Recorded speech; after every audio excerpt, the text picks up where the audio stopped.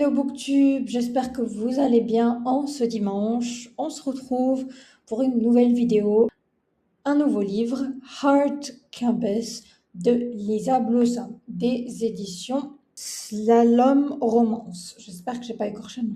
Anyway, alors dans cette romance, on retrouve le personnage de Horia qui est vraiment pas bien psychologiquement parce qu'elle a subi beaucoup de bully à l'université. Elle sortait avec un mec en vrai et ce mec, c'est une pourriture. Il lui a demandé des nudes d'elle. Si elle ne le faisait pas, ben en gros, il l'a menacé de la quitter. Et elle, je pense qu'elle a dû prendre ça pour de l'amour, alors elle l'a fait. Et bien sûr, vous vous doutez, les photos ont leaké. Donc elle a accusé son ex-petite amie de les avoir fait fuiter exprès parce qu'il voulait se foutre de sa gueule. En soi, oui, il s'est vraiment bien foutu de sa gueule, mais ce n'est pas lui qui a fait fuiter les photos. Il y a une tierce personne qui en veut à Horia et en vrai, elle ne sait même pas contre qui elle se bat dès le début du livre. C'est une espèce de stalker anonyme, mais il ne la stalke pas en mode bien, il fait tout pour détruire sa vie. Et dans son malheur, Horia, elle essaie tant bien que mal de se reconstruire, mais c'est très très très dur pour elle. Et elle se rapproche du meilleur ami de son frère, Ulysse, qui est... Il a beaucoup de casseroles, lui aussi, beaucoup de traumatismes avec sa propre famille, ce qui peut expliquer le fait que c'est loin d'être un bon book boyfriend. Lui aussi, il y a beaucoup de choses qu'il fait maladroitement, je vais dire. En gros, ce sera ça l'histoire. Elle va essayer de se reconstruire petit à petit avec les nouveaux amis qu'elle se fait à la fac, parce qu'elle a repris la fac un an après s'être fait bully. Elle était scolarisée à la maison. Ensuite, elle a repris.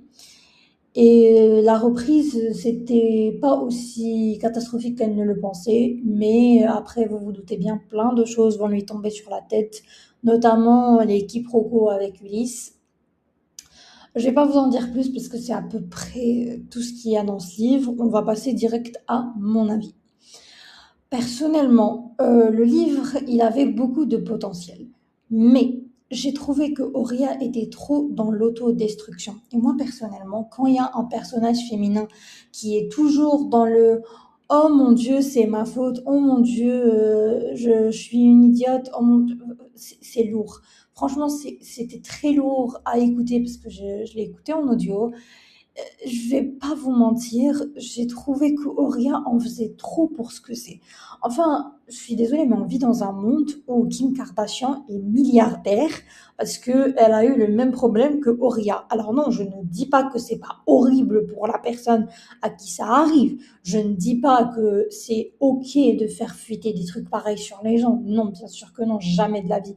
Ce que je dis, c'est que c'est pas de sa faute à elle, ce n'est pas de son fait. Donc pour moi, se faire toute cette autoflagellation, tout ce jugement, toutes ces larmes et toute cette tristesse pour un truc qu'elle ne contrôle pas, parce que moi je suis beaucoup dans le développement personnel aussi, c'est un truc que je lis énormément, notamment Mel Robbins, Let Them Theory, j'ai beaucoup travaillé sur cet aspect de moi-même, donc peut-être que ce livre n'est pas fait pour moi dans ce sens-là, dans le sens où j'ai dépassé ce stade, je ne me prends plus la tête avec les choses que je ne peux pas contrôler, vous voyez. Et là, j'ai trouvé que c'était tellement agaçant le comportement d'Oria parce que à toujours vouloir se victimiser, elle m'a perdue. En gros, c'était ça mon problème avec elle. Et j'ai eu du mal à m'attacher à un personnage. Et quand j'ai du mal à m'attacher à un personnage, ben c'est pratiquement fini. C'est pas que c'est pas bien, c'est juste que ce n'est tout simplement pas fait pour moi. Ce n'est pas le genre de lecture que j'aime. Voilà. En ce qui concerne Ulysse, bah je trouve, je suis désolée pour ceux qui ont lu ce livre et l'ont aimé, que c'est un vrai crétin. Parce qu'il fait les choses trop maladroitement, beaucoup trop maladroitement. Avec elle, qui est déjà sensible, qui est déjà sur la corde raide, qui va pas bien, il a des mots de merde. On va pas se mentir. En plus, le fait qu'il lui pique pour elle son frère et toutes ces gamineries, ça m'a un peu gonflé. Donc, je vais vous dire que je suis assez mitigée sur ce livre. Ça ne veut pas dire que je ne le recommande pas. Je sais qu'il plaira à d'autres. Donc, si c'est votre tasse de thé, foncez, vous allez être servi. Mais pour ma part, c'était beaucoup trop cliché universitaire. Vous voyez, c'est vraiment le truc de revu et revu. Surtout que même le fait qu'il y ait un stalker, ça m'a pas convaincu plus que ça, parce que j'ai découvert qui c'était, je pense, au quart du livre. Genre, je pense que j'ai même pas dépassé le quart. C'était évident, en fait. Il y a aucune surprise. C'est pas un thriller, vous voyez. Tu lis, t'as l'habitude de lire plutôt les livres comme ça. Tu sais qui c'est. Tu lis entre les lignes, si vous voyez ce que je veux dire. Et voilà, voilà. C'était donc mon opinion sur Hard Campus. Vous l'aurez compris, je n'ai pas de citation préférée en ce qui concerne ce livre. Déjà, un, je l'ai écouté en audio. Deux, j'étais beaucoup trop gonflée contre les personnages pour apprécier ce qu'ils disaient. Donc, je vous laisse. On se retrouve jeudi pour une nouvelle vidéo. J'espère que celle-ci vous aura plu. Surtout, n'oubliez pas de liker et de commenter, de vous abonner si ce n'est pas encore fait. Ça m'aide énormément. Merci à tous ceux qui prennent le temps de le faire. Ciao